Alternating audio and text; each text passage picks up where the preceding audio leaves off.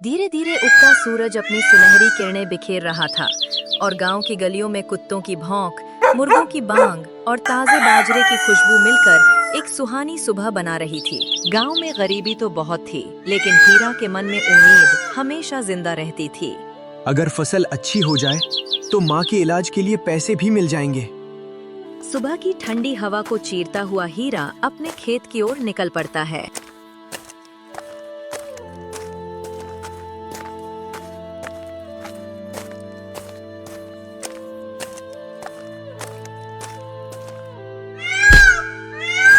मिट्टी को संवारते हर वार में उसकी मेहनत और लगन साफ झलक रही है। तभी गोपी आता है। अरे हीरा, आज फिर खाली खेत में आया है? लगता है तेरा खेत तुझसे ज्यादा खाली है।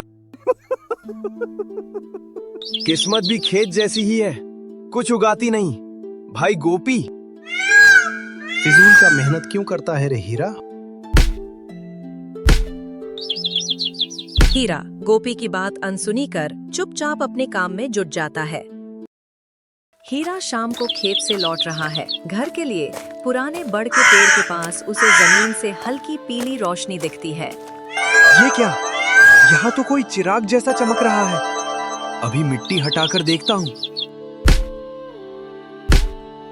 हीरा कुदाल से मिट्टी हटाता है। अंदर एक पुराना धूल लगा मटका। अचानक मटका हवा में उड़ने लगता है। डर से हीरा चीख पड़ता है।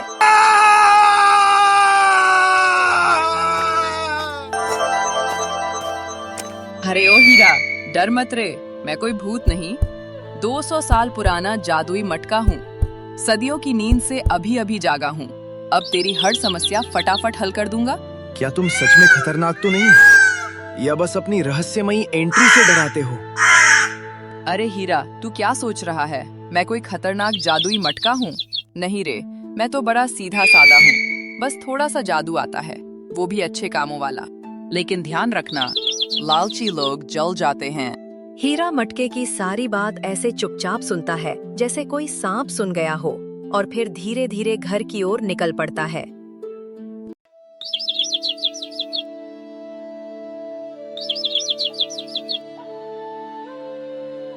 अरे बेटा, ये मटका क्यों खरीद लाए हो? घर में तो पड़ा है और भी मटके।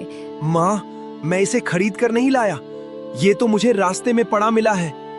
और माँ, ये कोई साधारण मटका नहीं, ये जादुई मटका है।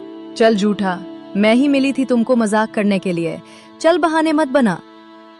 माँ, मैं सच में बहाने नहीं बना रहा। मटका भाई, आप ही कुछ कह दो।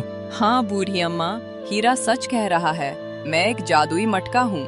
माँ डर जाती है और बोलती है, हीरा बेटा, ये सच में बोलने वाला जादुई मटका है। माँ को यकीन हो जाता है और जादुई मटका बोलता है। हीरा भाई, आपको क्या चाहिए बताओ? मुझे बस माँ की दवाई, थोड़ा खाना और थोड़ी फसल चाहिए।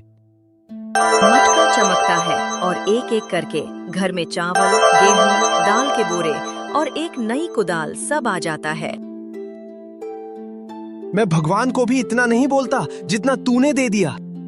बस जरूरत बताना। लालच करने वाला मेरा सबसे बड़ा दुश्मन है। माँ की आंखों में खुशी के आंसू छलकने लगते हैं।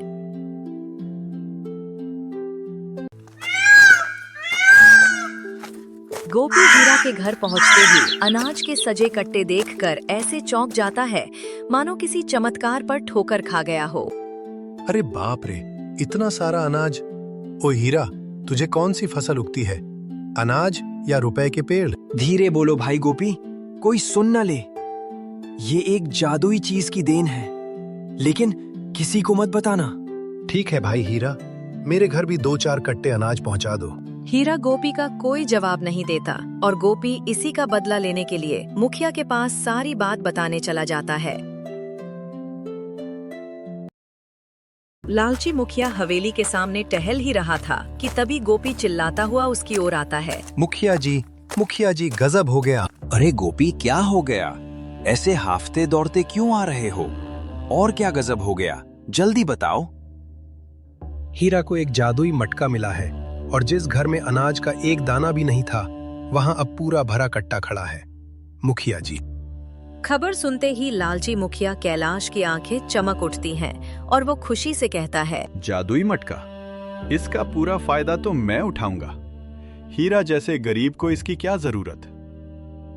लालची मुखिया और गोपी दोनों मटका चोरी करने का तरकीब लगाते हैं। मुखिया और गोपी हीरा के घर चोरी करने पहुंच जाते हैं। मुखिया जी, कुछ तो होगा नहीं ना, क्योंकि वह जादुई मटका है। अरे बेवकूफ, डर मत।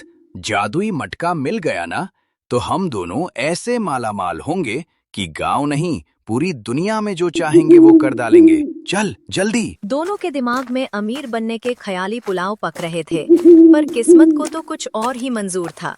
मुखिया हाफता हाफता जादुई मटका लिए गोपी के पास भागता हुआ आता है, जैसे अभी अभी किसी बड़ी मुसीबत से बचकर निकला हो। गोपी देख, मैं बड़ी मुश्किल से ये जादुई मटका चुरा लाया हूँ। अब हम दोनों को अमीर होने से कोई नहीं रोक सकता। सही बोल रहे हो मुखिया जी, अब हमें कोई नहीं रोक सकता। दोनों हंस रहे थे, तभी मटका बोलता है, तू कौन? चोरी करके जादू चाहिए? अभी देता हूँ।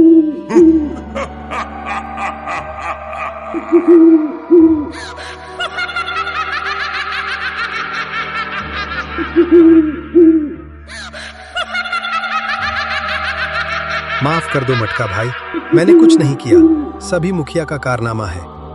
तू भी तो मिला हुआ था मेरे साथ। सजा दो, दोनों को मिलकर ही रहेगी।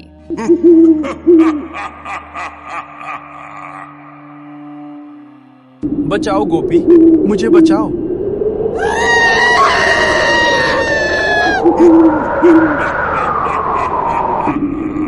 मुखिया हवा में उड़ता है और जमीन पर लाकर पटक देता है। दोनों उठकर अपनी जान बचाकर वहां से भागते हैं।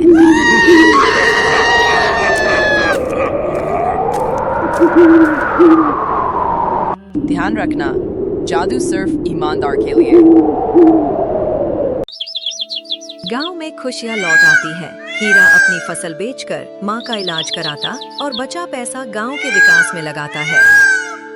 हीरा ने जादू नहीं, अपनी सच्चाई को संभाला और जादुई मटका उन्हीं का दोस्त होता है जो दिल से साफ हो। एक दिन गोपी अपनी गलतियों की माफी मांगने के लिए हीरा के घर पहुंचा हुआ था। हीरा भाई, मैं लालच में अंधा हो गया था, मुझे माफ कर दो। मैं कौन होता हूँ गोपी, तुझे माफ करने वाला? माफी मांगना है तो मटके भाई से। मटका भाई, मैं लालच में अंधा हो गया था, मुझे माफ कर दो। अरे गोपी, मैं कौन होता हूँ तुझे माफ करने वाला? जो तूने किया है उसका फल तुझे एक दिन मिलकर ही रहेगा। देखा बेटा, अच्छा कर्म करने वालों का भगवान भी साथ देता है। मटका हीरा भाई से बोलता है, हीरा, मैं कुछ दिनों के लिए छुट्टी पर जा रहा हूँ। 200 साल से काम कर रहा हूँ, मेरी भी लाइफ है। कहाँ जा रहे हो? कहाँ? गोपी, तू मत पूछ, कहीं तेरे जैसे लालची फिर मुझे पकड़ न लें। मटका हवा में उड़कर गायब हो जाता है। जादू था, है और हमेशा अच्छे इंसानों के साथ ही रहेगा। और दोस्तों, अगर वीडियो पसंद आया हो तो लाइक, कमेंट और सब्सक्राइब जरूर करें। मिलते हैं अगली वीडियो में।